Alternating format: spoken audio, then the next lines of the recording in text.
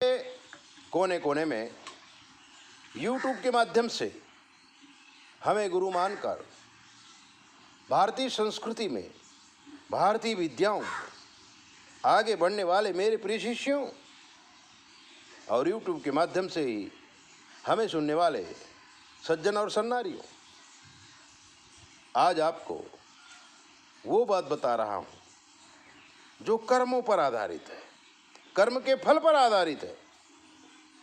गड़बड़दास ने पूछा था, गुरुजी मानव शरीर कब मिलता है? 100 जन्म के अच्छे कर्म जब उदय होते हैं तब हम मानव शरीर पाते हैं, और मानव शरीर पाने के बाद कर्म की थेरी तो चालू ही रहती है। अगर अच्छा कर्म करेंगे तो अगली बार अच्छा अवतार मिलेगा, गंदे कर्म करेंगे तो अगली बार मानव भले बन जाएं, लेकिन वृत्ति राक्षसीय रहेगी, लोग हमें गुंडा कहेंगे और अनेक प्रकार के दुख हमारे ऊपर टूटते रहेंगे। पापक कर्म उदय होंगे तो हम मजूरी करेंगे। जैसे जैसे कर्म उदय होंगे ऐसे ऐसे काम हमको मिलेगा। अच्छे कर्म होंगे ऑफिसर हो जाएंगे, अच्छे कर्म होंगे और बड़ा ऑफिसर बन जाएंगे। सब कुछ कर्मों पर ही आधारित है। इसके लिए गड़बड़दास ने पूछा, गुरुजी हमें पता कैसे चलेगा कि हमारे पूर्व जन्म के कर्म अच्छे हैं बुरे? जब बच्चा पैदा होता है, आकाश का जो नक्शा है उसे लग्न कुंडली कहते हैं, और हमारे अनेक जन्मों के कर्म हम क्या लेकर के आए हैं ये लग्न कुंडली से देखा जा सकता है।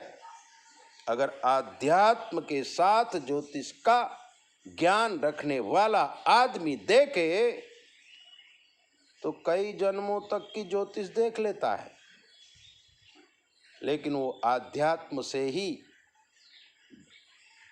पॉसिबल है। थोड़ा बहुत ज्योतिष सीख लिया और ज्योतिष देखने लगा, वो शनि राहु और कालसर्प दोष की बात करेगा, ग्रहण दोष की बात कर देगा, राहु शनि की बात कर देगा। लेकिन जो आध्यात्म ज्योतिष है वो तो आराधना करना पड़ता है। जब इष्ट की आराधना करोगे तो आध्यात्म ज्योतिष अपने आप आपके अंदर प्रज्वलित हो जाएगी, और अध्यात्म मार्ग में प्रवेश करने के लिए गुरु की आवश्यकता होती है। अपने जीवन के कुछ अंश आपको बताता हूँ।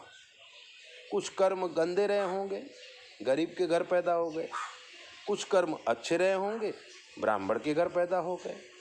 कुछ कर्म अच्छे रहे होंगे तो विद्वान के घर पैदा हो गए, और कर्म अच्छे रहे होंगे संस्कृत में विद्वान बन गए, फिर 100 रुपया महीने की नौकरी करने लगे। गुजराती आती नहीं थी, काम गुजरात में करना था, इसे 100 रुपया महीने की नौकरी किया। फिर ये तालाब मिल गया हमें, बहुत बड़ा तालाब मिल गया, बीच में शंकर भगवान का छोटा सा मंदिर, इसकी सेवा मिल गई। सेवा करते रहे, तालाब को पाटते रहे, कर्म करते रहे। जब हम तालाब को पाट रहे थे तो हमारे ही सगे इष्ट मित्र बोलते थे, सुमन पागल हो गया, तालाब को कहीं पूरा जा सकता है। लेकिन गुरुजी ने कहानी हमें टिटीरी वाली सुनाई थी। टिटीरी समुद्र पूरने लगी, कश्यप ऋषि आए और पानी पी गए। यानी कि जब आप कर्म शुरू करते हैं तो आपको हेल्प करने के लिए आसपास की सारी शक्तियां काम में लग जाती हैं। वो तो मूर्ख आदमी होता है, अभागी आदमी होता है, अकर्मी आदमी होता है जो सोचता है ये काम हम नहीं कर सकते हैं। ऐसा कोई काम नहीं है जो आप नहीं कर सकते, बस लग जाइए। लगते ही तो नहीं है लोग। बोले ये व्यवस्था नहीं है, वो व्यवस्था नहीं है, ऐसा नहीं है, वैसा नहीं, जैसा है उसी में लग जाओ। लोग कहते हैं कि कुछ काम नहीं। अरे घर में झाड़ू लगा ले, बर्तन साफ कर ले, कपड़े साफ कर ले, आसपास की गली साफ कर ले, कितना काम पड़ा है। मैंने कभी कहा भी था कि खाली न बैठे आदमी, कुछ तो किया करे, कपड़े बदन के फाड़ के फिर से सिया करे। अब तो काम आ गया, कपड़े को फाड़ डालो, फिर से सिलाई करो, काम हो गया। यह अतिशयोक्ति अलंकार है। आपके आसपास का रास्ता साफ कर दो, आपका घर साफ कर दो, आपकी गाड़ी साफ कर दो, आपका स्कूटर साफ कर दो, जो भी है काम करो। और वो आदमी, कर्मनिष्ठ आदमी कभी दुखी नहीं होता। मैंने ताला पाटना शुरू किया, सब लोग आ गए, 100 रुपया देने लगे। 80 रुपया में ट्रक मिलता था कचड़े का, हम डलवाने लगे। पूरा ताला पाट गया, ताला पट गया। और ऐसे वृक्ष देखिए, कितने लंबे वृक्ष, इतनी ऊंचाई ऊंचाई के 100 फुट के वृक्ष हो गए हैं इसी जगह पे। 700 वृक्ष हैं, 15 गाय हैं। कुछ अच्छा कर्म किया होगा, इस जगह पे आ गया। और गुजरात और महाराष्ट्र में गुरु की तरह लोग मुझे पूजने लगे। मैं तो संस्कृत पाठशाला में पढ़ाने का काम ढूंढ रहा था, लेकिन कुछ विरोधी थे, उन्होंने हमें प्राध्यापक नहीं बनने दिया और हम कथा करने लगे, प्रवचन करने लगे। प्राध्यापक को जो धन नहीं मिलता, उससे कई गुना धन हमें मिला।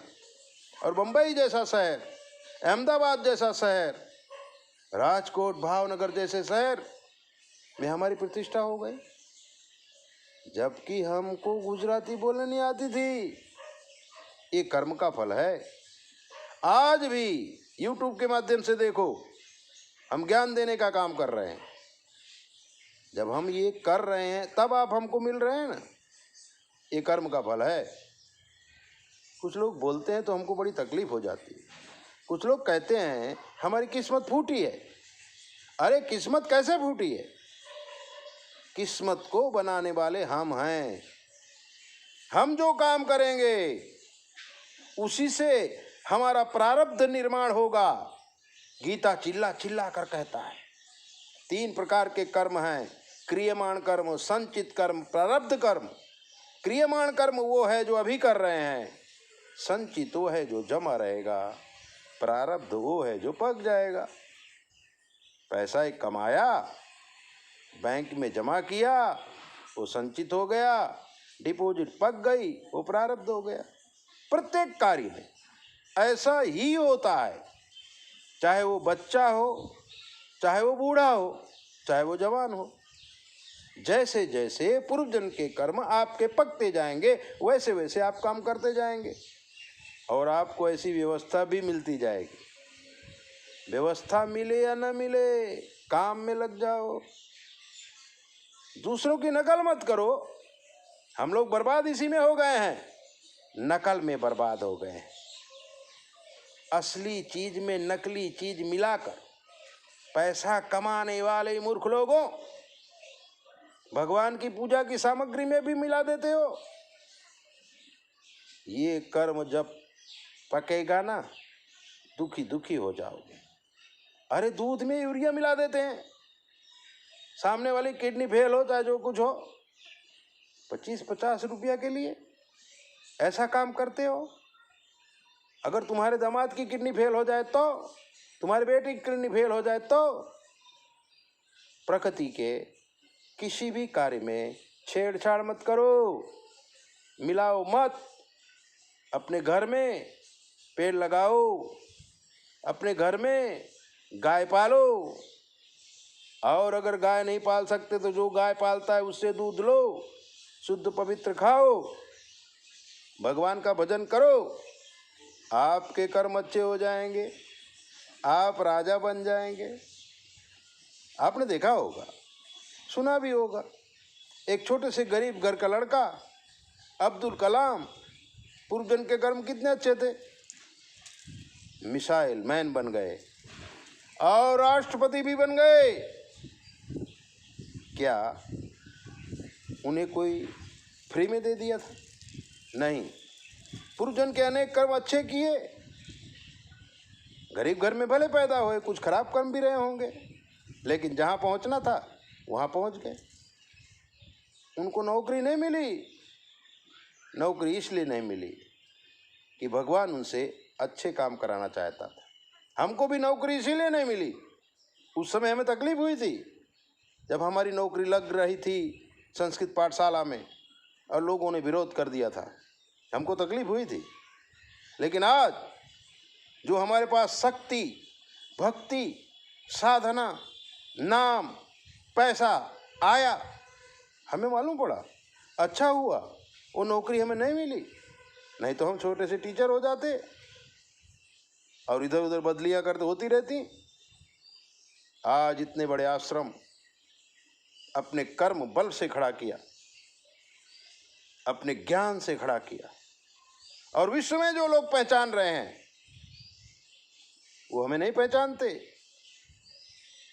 अहमदाबाद गुजरात,